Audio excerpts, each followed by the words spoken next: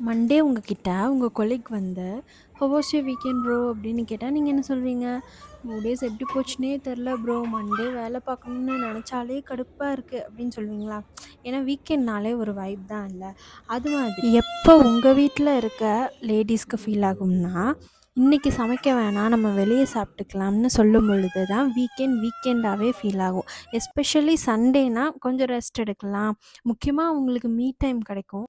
அது மாதிரியான வீக்கெண்ட் தான் இந்த சண்டே எனக்கு. பட் எஸ் அஃப்கோர்ஸ் எனக்கு என்னோட ஃபேமிலிக்கு சமைக்கிறதுனா ரொம்ப பிடிக்கும். எல்லா வுமனுக்கும் அவங்க ஃபேமிலிக்கு சமைக்கிறது ரொம்ப பிடிக்கும் தான். ஆனா எப்பயாவது இந்த மாதிரி ஆர்டர் பண்ணி சாப்பிட்டுட்டு ஃபேமிலியோட ஸ்பெண்ட் பண்ற அந்த குவாலிட்டி டைம நெனச்சு தான் அவங்களோட அடுத்த வர வீக் டேஸ் ஃபுல்லா ஓட்டுறதுக்கு ஒரு பூஸ்ட்டா இருக்கும்.